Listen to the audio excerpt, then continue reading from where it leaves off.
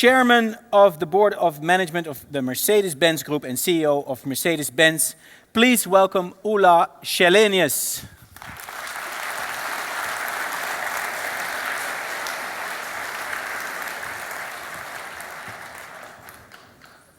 Behöver det den?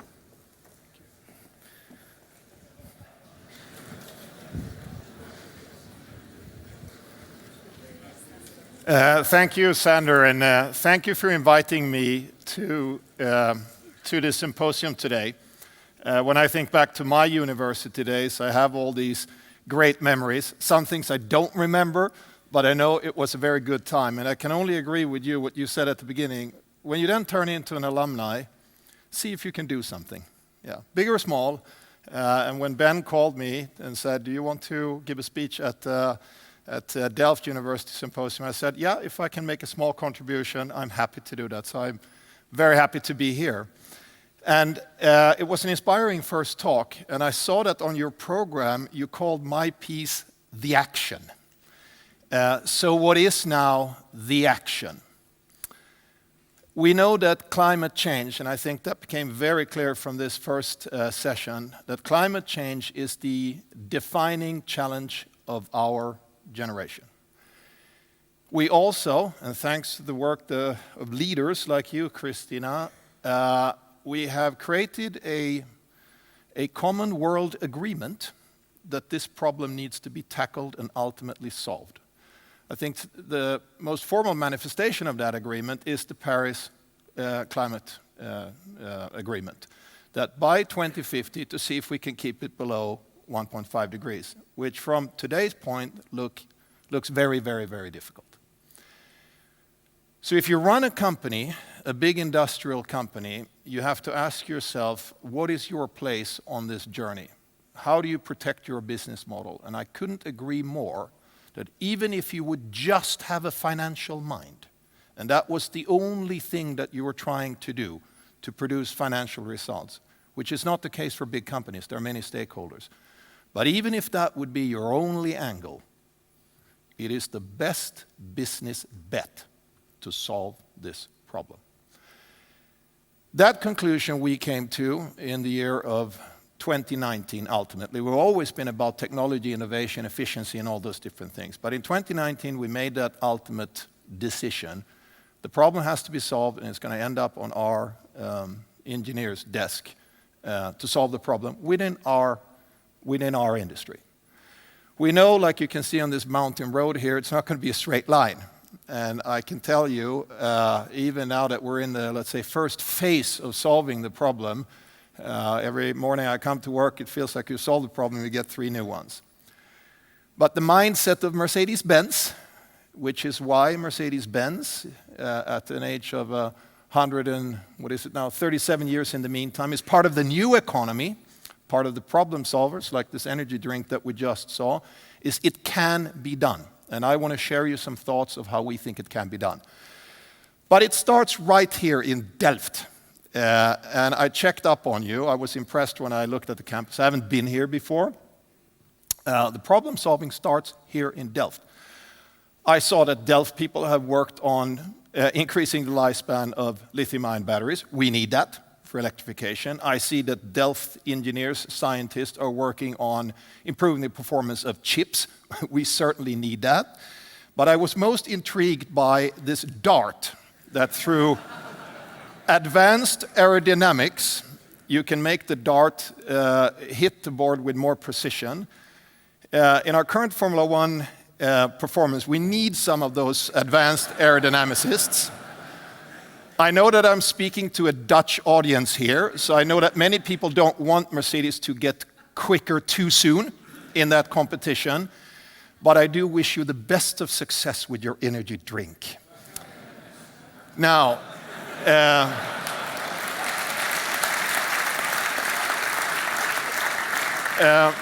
the smart minds from Delft are not alone. I checked up on the number of patents that are being filed. Last year was, I don't think it's a surprise, an all-time high with 278,000 patents. Maybe not every single one of those patents is relevant to solve climate change, but many of them are. Many of them are. And it is this ingenuity, this innovation, this inner unrest that the Mercedes engineer has for what's next that is going to drive us. The car that you see on this picture is a research car that we did about a year and a half ago, where we gave our engineers a task. We said, can you actually build a car, a real car, that can drive 1,000 kilometers, at least 1,000 kilometers, in real traffic circumstances on one battery charge? But you're not allowed to make the battery, I mean, theoretically, just put a very big battery in there, but you're not allowed to make the battery bigger than what we sell commercially today. So you have to solve the problem with different means. Aerodynamics, efficiency, all sorts of different things. How do you manage the energy usage within the car, rolling resistance, everything that the laws of physics teaches us that consumes the energy. I have to say, when we kicked it off, the engineers said, challenge accepted, and it was a joint team between our main engineering that we have in Germany and also our Formula One team engineers, because they're really smart at solving efficiency problems. I was a little bit skeptic. I shouldn't have been. And as a non-engineer, I studied business. I underestimated the team. Not only did they break the 1,000, they came to 1,200 kilometers. Is this now just a research project that's going to end up in the drawer? No. We'll present already this year at the Munich Auto Show, International Auto Show in Munich, some of the technologies that went into this research car you will have on the road in road car Mercedes, next-gen battery electric vehicles for Mercedes in 2025. So it's close. When you're at the beginning of a development of a new technology, the electric motor is not new. We had electric cars back in 1900, at the turn of the century, shortly after it had been invented. But then the technology was not ripe for what it is today. But we are on a very steep innovation curve here, and it's going to go fast. That is why I'm a technology optimist. Now it came down to, and I heard this loud and clear, are we serious or are we not serious? If we're serious, we have to make some commitments. The most serious commitment that we made, and this was back in 2019, we said by 2039, across the whole value chain, scope 1, 2, and 3. Daimler at the time, Mercedes-Benz split off the truck group, but they have the same path, more or less, as cars.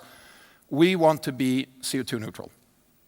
So suppliers, our own operations, obviously the car and the car in use. At the time, we had an idea of how this could work, but I'm the first to admit that there are many were, and still are, many unanswered questions to that path. How do you make it a little bit more concrete and not say something, management can promise a lot of things and then maybe, we're retired and by 2039, who knows, somebody else is going to have to solve the problem, probably you here, the students of Delft. How do we make that a little bit more tangible? You have to have some targets on the way there. And I think the biggest single decision that we have made that is going to impact this, the biggest single decision we have made. And what do you do in boardrooms? You allocate capital and you allocate engineering resources to your business. And we have decided as of the middle of this decade, every new architecture, brand new vehicle architecture that will be developed by Mercedes-Benz will be electric only. Of course, we will have coexistence for many years between electrified high-tech combustion vehicles, but once you put all of your capital allocation into the new, it's like you put a sand clock on the table. Eventually the sand will run out, and whatever was the current/old will not exist anymore, and you will be all in the new. That's a huge bet, as you can imagine. There is some uncertainty around this. We cannot know exactly what the adoption is going to be in the different markets. That will develop itself. I hope we don't have to reverse that bet and then put another generation of combustion vehicles towards the end of the decade or so. At the moment, that is our bet. So companies allocate capital and they allocate their brains to solve problem for their business model to also make a return for the investors. And yes, by the end of this decade, in terms of what our complete product portfolio will look like, we will have cars then in every single segment with technologies inspired by the EQXX to cover 100% of the market if the market is ready. which is going to be the first market, probably Norway. They're almost already there. Is Holland going to be one? Perhaps. Could be. If Holland is one, Mercedes is going to be there. And then we'll see in this heterogeneous world in which we live how it develops. But we're doing it. Another debate that we had was, now we make cars, we're car people, we love cars. It's this beautiful machine, it takes us from A to B. In the case of Mercedes, from A to B in style. And that is what you know. But we also finally came to the realization, and this is something we announced at the beginning of this year, that we also have to step into enabling technologies. And here I have to defend my good friend and business colleague Ben van Beurden. Companies like Shell put billions and billions into this transformation as well. And we work with companies like Shell to do this. But we said we need to do more than that. We need to do something on our own as well. In the current paradigm, I mean, we don't build petrol stations. It's not our job. Energy companies do that. And for the longest time, my personal opinion was, let others do that. But I've come to the conclusion, if we want this to go quicker, we have to send a signal to our customers that if you buy an EV from Mercedes, we take care of you. So we will invest also outside of our core billions in the next 5 to 10 years to build on top of the other things that we're doing in this space, a dedicated Mercedes charging infrastructure. So coming to a place near you soon. The first will open in this year in the United States and in Europe. Now, we tend to talk a lot about a product in the car industry. It's all about electric car, electric car, electric car. But think about all the other things. Production. Yes, it is true today that we buy green electricity. In every production facility that we own around the world, we buy green electricity. We, of course, still use natural gas for some processes, so we're not carbon free. Also, we do offsets with the gold standard offsets. We've had the legitimacy debate a lot about that. Is it legitimate? Is it not legitimate? I very much agree with what you said. What you can do that. I mean, try to decarbonize as quickly as you can, but offset, at least for now, is part of the story. And here's another shift away from previous thinking in a car company. We're not an energy company, but we're now also starting to think about self-sustainability in energy. And also the terrible war in Ukraine has been a wake-up call to us. I mean, many of our operations in Germany, very dependent on Russian gas. So we are installing virtually photovoltaic on every single roof that Mercedes has that is suitable for it. We are now investing also hundreds of millions into wind projects, one of which is on our own premises in northern Germany, something we would never have done in the past, where we're going to build a very large wind farm that can cover up to 20% of our electricity needs in Germany, where we have a large industrial base, working with a prominent Spanish energy company to do one in the Baltic Sea that will be another 25%. So by, I don't know, into the second half of this decade, 40, 45, maybe even up to 50%. Not only is it then green, original source, and we're not just buying away the stuff that the energy companies produce, we are a producer, and we are partly self-sufficient. And I can also caution people to think that Europe is both the moral leader and the implementation leader on these technologies. In the southeast of the United States, in Alabama, where I worked myself for 6 years, we might even be quicker to CO2 neutrality for our production operations there through massive solar projects that we're doing with Alabama Power. And in our very large operations in China, in Beijing, once the local government in China makes up their mind to do something, it usually happens. And we are on a very steep trajectory to, by the end of this decade, largely go carbon neutral in terms of the energy source in Beijing as well. So this is happening everywhere. It's not like Europe invented it and we're the only ones that have seen the light. Everybody's working on this. Now I said, you solve one problem, or you try to solve one problem, you get 3 new ones. Well, the new ones is there's an ecological footprint of electric mobility. Here you see lithium, graphite, nickel, cobalt. So it's like you just end up with a bunch of other problems. So where's the lithium going to come from? And there is an abundance of lithium. What about the water use of lithium for the production in South America? How are we going to decarbonize the whole lithium chain all the way up to the battery cells? I was in France yesterday, and we opened up the first plant of a company called ACC that we are a founder shareholder of, European, hopefully future champion of battery cells. Yeah, at that site in France, we have 100% renewable energy, so we're going to make the battery cells largely CO2 neutral as well. You have to go through the whole chain, all the way down to the mine.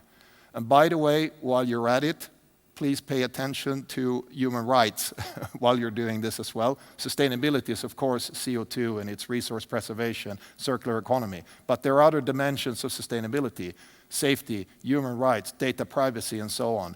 We maybe don't talk as much about them, but they are part of a sustainable business strategy. So you have to pay attention to what's going on left and right as well. Now, one day, hopefully, recycling will be the biggest virtual mine in the world. That is more in the 30s than in the 20s, because hopefully our cars don't break down and come back too fast. But one day that will be the case. But we need to develop the technologies now to make sure that that virtual mine then works. Here we're working with the best in the business, and the most optimistic targets that you can have. If you take one of these battery cells, if you have seen one, it's like a little aluminum box like this, is to get significantly north of 90% recyclability. And you're not just doing this because you want to be a good person and save the world. It's an economic imperative. These are very, very expensive materials, so you want to get them back. I mean, if you had an old gold ring in your drawer, would you throw that away? No, you wouldn't. You would keep it. And lithium is maybe the new gold or other raw materials, copper, etc.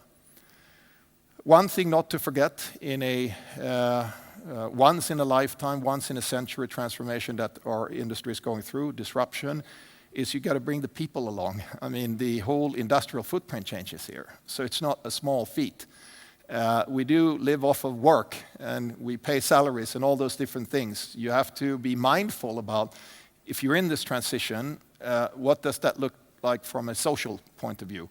You have to, of course, invest in your people to teach them new things, learn new skills that maybe a student out of Delft already knows when they hit the street. So if we hire young people, we kind of get almost a finished package.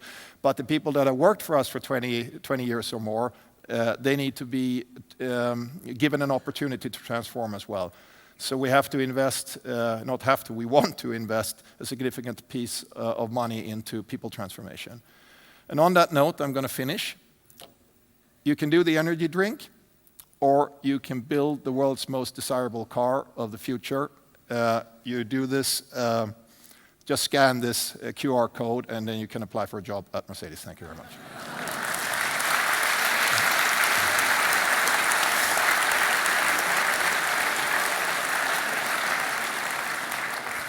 Thank you. There's some room for questions.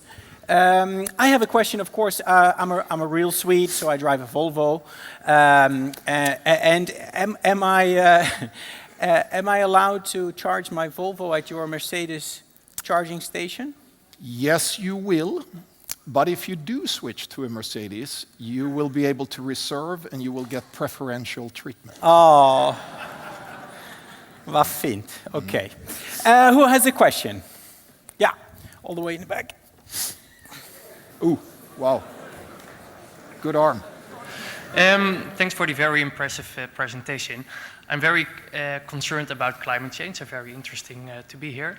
I was wondering, can you ask Lewis and the Formula One team to actually share more sense of urgency across the entire society? Because I think we probably get it, but there's a lot of people that do not get it. And I'm very optimistic that they can play a role in that. No, that's a very good point. Sometimes I call Formula One the fastest lab on Earth, because it is the most extreme product of what we do, a car.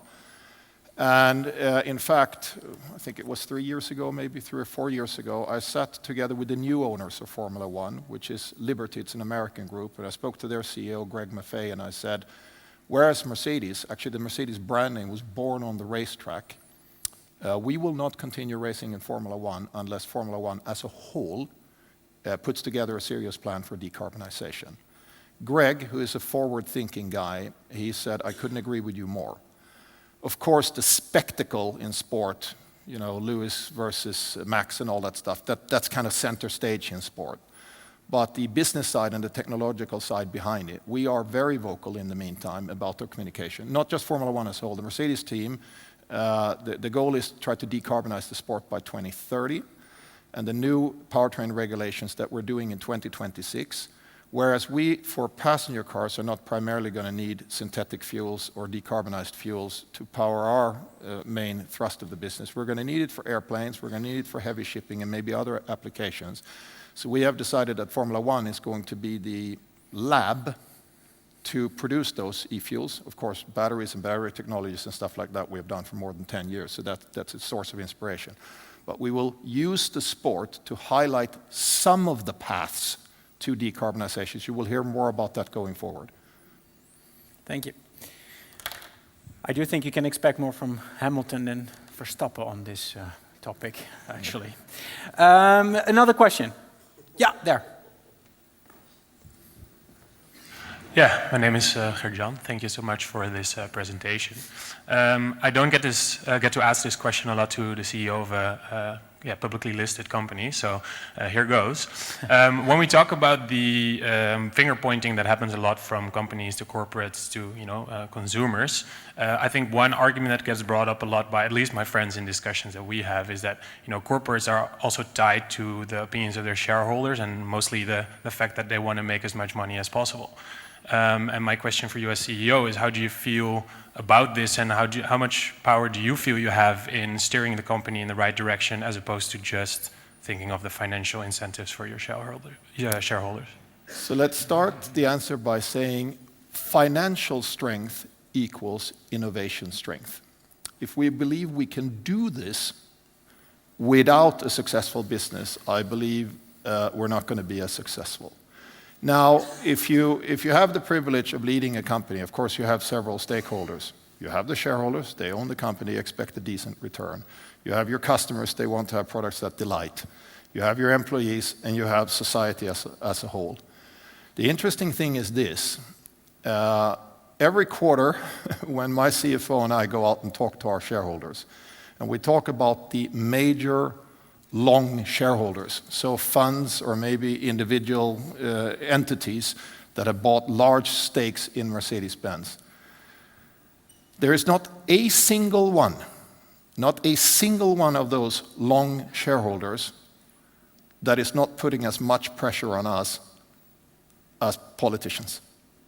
I would even argue now that at least in some sectors, it's now so far that the financial market almost takes care of that.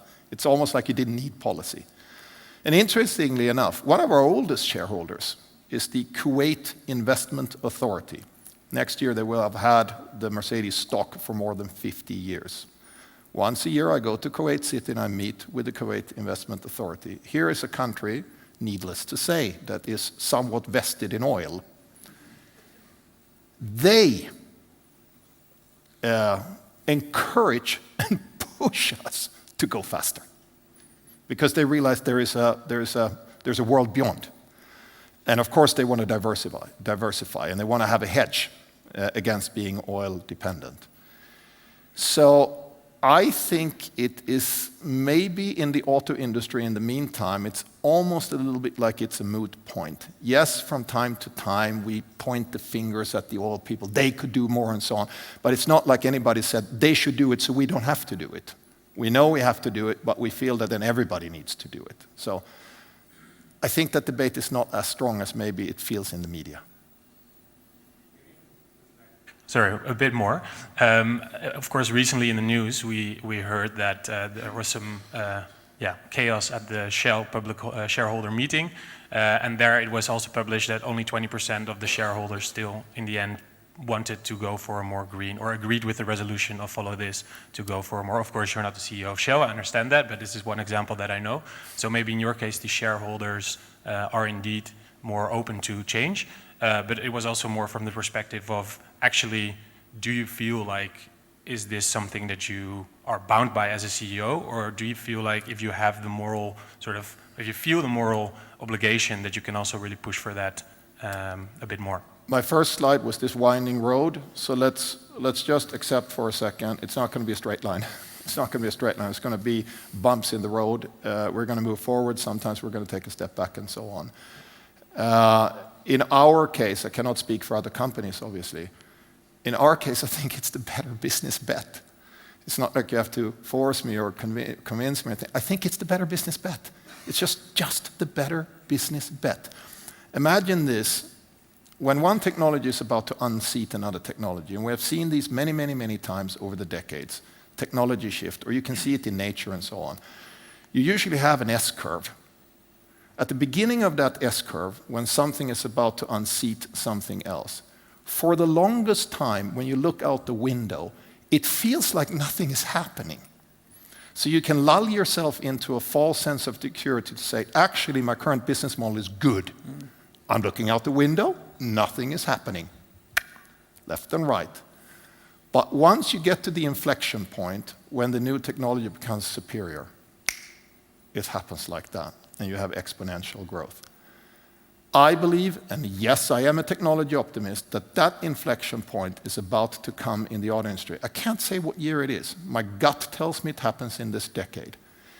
If you're not invested in that new technology heavily, you are under existential threat. That is why we made the decision to 25 forward, more or less all the money into the new. What if I'm wrong and it happens a little bit later? Let's say it happens in 2032 instead of 2028 or whatever.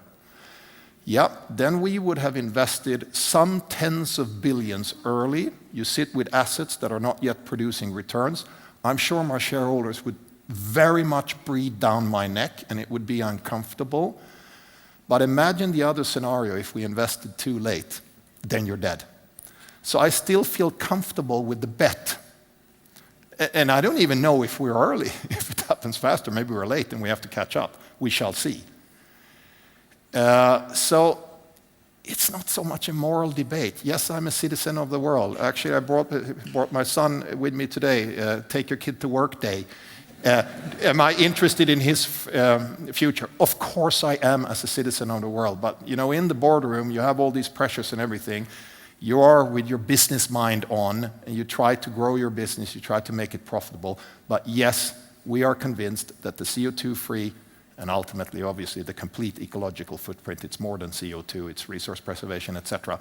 It's just something that needs to be done. It's an engineering problem and an economical problem. It needs to be done. Let's just put it on the table of the engineers. Actually, you guys need to solve it. Come and work for us. Help us solve it.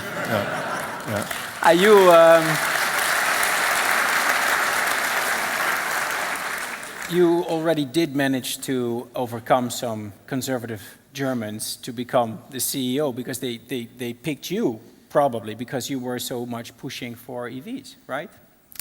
Not so much. Have the shareholders already not behind. so much. You have to ask the selection committee on the board for that. Although I did, as a fun little anecdote, my predecessor and I, and a great guy that I learned a lot from, when we actually had the handover, one of the German prominent newspapers asked him the question, why did you pick a Swede? Couldn't you find a German? Yeah.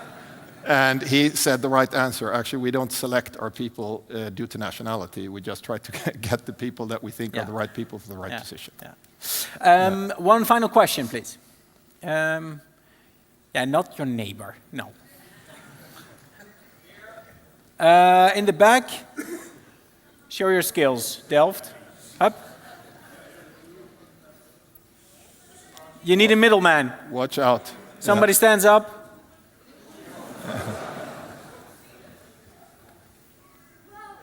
There we go. You could say that about lots of every product. The most sustainable car is the car that has never been built. So I'm very curious to your vision on mobility of the future and what's the role that Mercedes plays in it. That's another 2-hour speech, but I will try. I will try to keep it short. Every single study that we have done and this is certainly true for the economies that are in development, but also true for economies that are developed and more mature. If we believe that people are going to want to move less, I think we are mistaken. I think people are actually going to want to move the same or move more, certainly in the countries that are developing. So if that is the premise, we have to engineer out the ecological footprint of that movement. So as I said, whatever form of transportation that you take, in our case, the focus is mostly on individual transportation. Not only, we have a very big, large light commercial vehicle division, which makes all the ambulances, the police cars, the cars for the craftsmen and women, etc., etc. So you will still have this point-to-point mobility where individual mobility is necessary. That's where Mercedes comes into play. But you will have many other forms of mobility as well. There will be a growing sector of shared mobility. The romantic idea that it will take over everything, we haven't really seen that in spite of the technological boost into that. So it's growing, but it won't take over everything. It's also for economical reasons, but it takes too long to explain that today. So what is our role? Our role is to provide the product of the future in that system. Our role is also, as the original inventor of the car, to be an innovator, use our financial strength to innovate new technologies that may become first in an expensive vehicle like the Mercedes S-Class for a smaller audience, but 3, 4, 5 years later is in the volume segment. For safety innovations, I could list minimum 10 that came in a top vehicle of Mercedes first, and then years later it's in every vehicle making roads more safe. So that's a role of a company like Mercedes that is more on the upper end of the business that we're in. Thank you. Thank you so much, Mr. Källenius. Thank you.